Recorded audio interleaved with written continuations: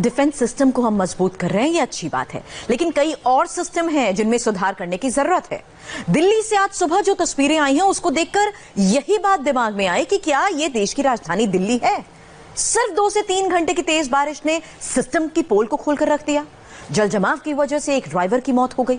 बारिश से उफनते नाले में 10 घर तबाह हो गए। ऐसा पहली बार नहीं हुआ। पिछले 30 साल से कुछ नहीं बदला। अब डूबती दिल्ली का इलाज है क्या? हमने 10 देशों की रिसर्च के बाद एक रिपोर्ट तैयार की है जिसमें पूरा सॉल्यूशन है।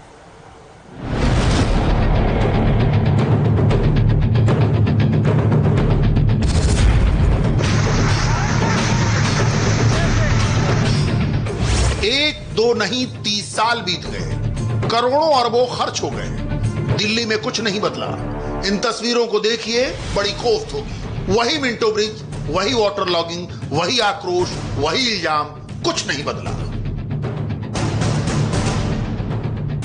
हां, इन 30 सालों में अगर कुछ बदला है तो सरकारें, वादों की लिस्ट, डूबी हुई बसों, गाड़ियों के रंग और नंबर बदले हैं। और पहली बार सिस्टम की कारगुजारियों के चलते एक जिंदगी डूब गई।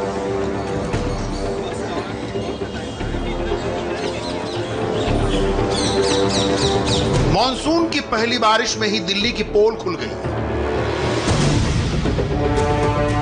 30 सालों का रिकॉर्ड नहीं टूट पाया। मिंटो ब्रिज सिर्फ 2 घंटों की बरसात में लबालब भर गया।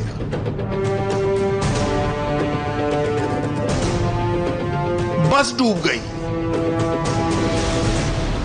ऑटो डूब गया, एक पिक वैन तो पूरी तरह डूब गई। वैन का ड्राइवर कुंदन सिंह भी डूब गया। सुबह उसकी लाश मिली।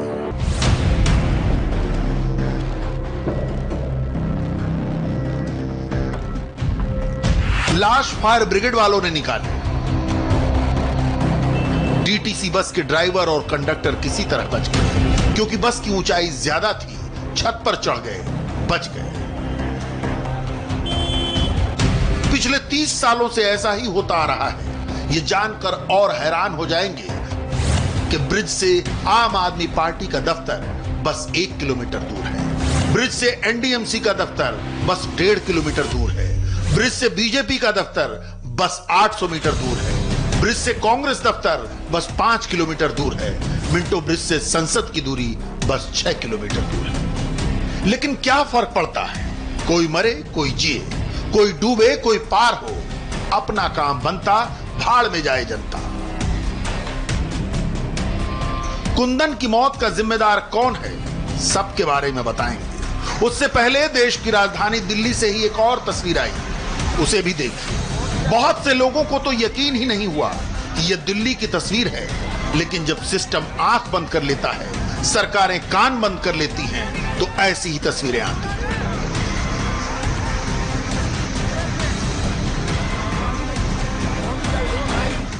सीवर सिस्टम फेल हो गया। पानी इतना ओवरफ्लो हो गया, एक नाले से सटी 10 झुग्गियां बह गई। WHO की बिल्डिंग के पीछे अन्नानगर में यह हादसा हुआ।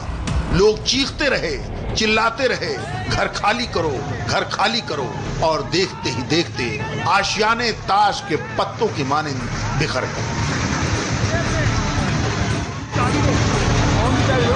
कुछ भी नहीं है। इतने सालों से जो भी जोड़ा था। क्या क्या सामान था उस समय? सब कुछ था।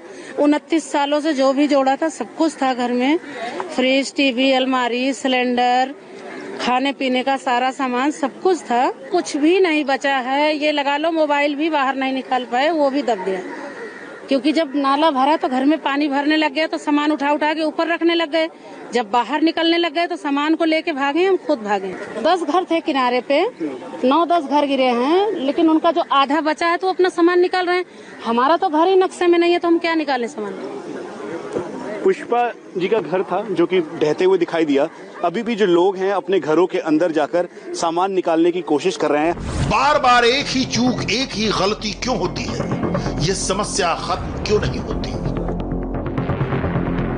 नेता, अफसर, सिस्टम, एस्टेब्लिशमेंट क्यों आंखें बंद किए बैठे हैं? आखिर इसका इलाज क्या है?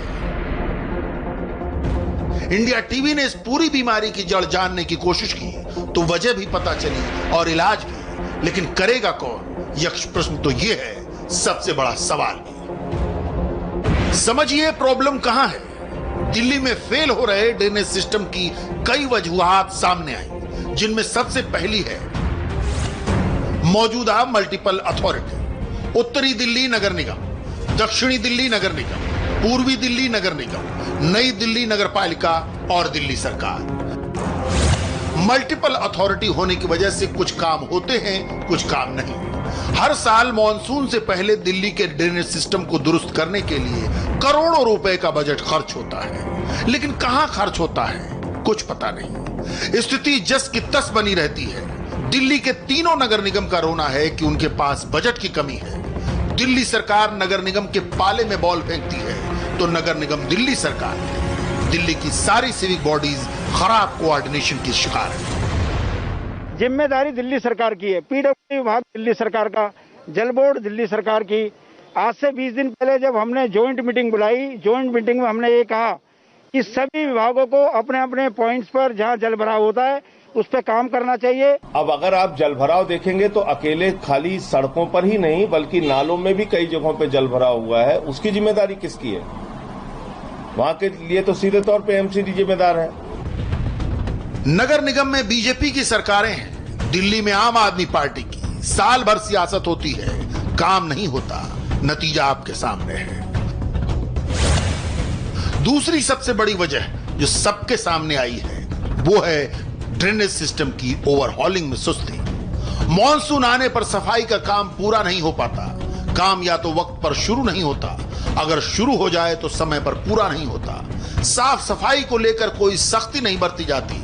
नतीजा यह होता है कि नालियां और सीवर जाम हो जाते हैं। चाहे सरकार हो या फिर सिविक बॉडीज, किसी भी पार्टी की इनमें सत्ता हो, लेकिन कोई भी पार्टी की इच्छा शक्ति इतनी नहीं है कि वो इस मिंटो ब्रिज के पुल के नीचे भरने वाले पानी की समस्या का निदान कर सके।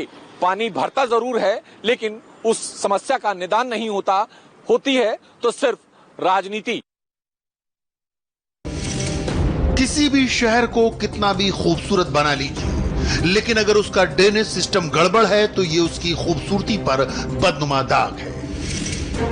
अब सवाल है कि फेल ड्रेनेज सिस्टम में डूबती दिल्ली का इलाज क्या है।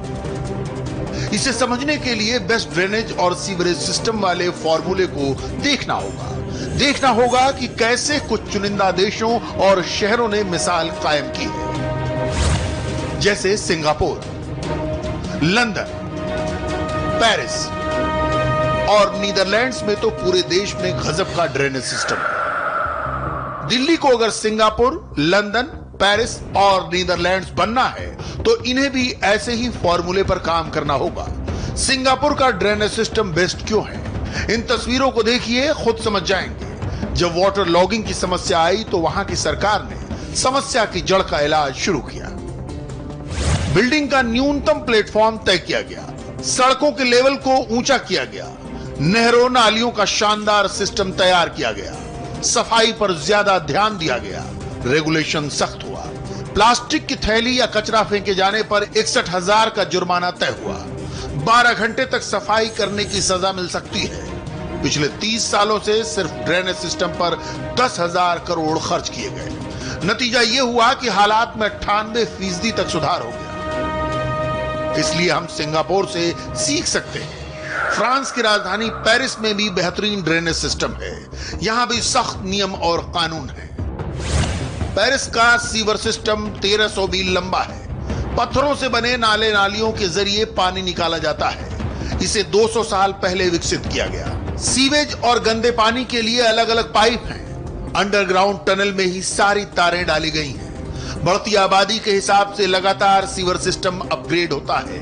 पेरिस में वॉशिंग आउटलेट्स बनाकर पानी के जमाव को रोका जाता है। इन सभी आउटलेट्स को सीवर लाइन से जोड़ा गया है। सड़कों पर कूड़ा फैलाने पर करीब 3,000 का जुर्माना तय है।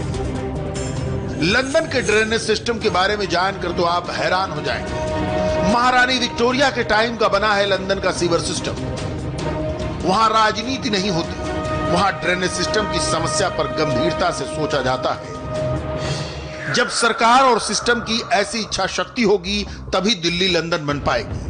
अब जरा जान लीजिए क्यों बेस्ट है लंदन का ड्रेनेज सिस्टम। सीवर का अंडरग्राउंड सिस्टम 1100 मील लंबा है। महारानी विक्टोरिया के टाइम पर बना था। 10 साल में पूरी हुई सीवर कैनाल 32 करोड़ ईंटों से बनाया गया। हर 10 साल में अपग्रेड किया जाता है। 40 लाख के लिए बना सिस्टम आज 80 लाख आबादी का वजन उठा रहा है। सीवर सिस्टम बनाकर गंदा पानी टेम्स नदी में जाने से रोका गया। अफसोस तो इस बात का है कि आजादी के 70 साल बाद भी हमने ऐसा सिस्टम नहीं बनाया।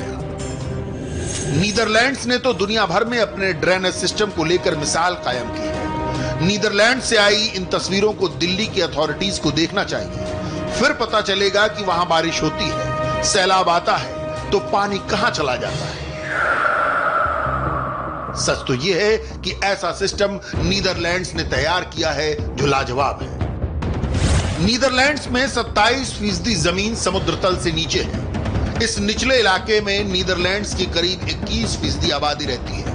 नीदरलैंड्स ने करीब 400 साल पहले ही ड्रेनेज सिस्टम डेवलप कर लिया था। 430 नगर निकायों में कारगर ड्रेनेज सिस्टम मौजूद है।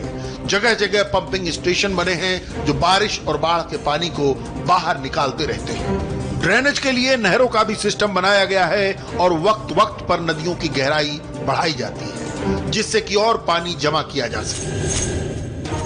असंभव नहीं है, बस दृढ़ इच्छा शक्ति चाहिए, कमिटमेंट चाहिए, तब मिंटो ब्रिज पर कोई कुंदन नहीं डूबेगा। न किसी का आशियाना थोड़ी सी बारिश में बिखर जाएगा।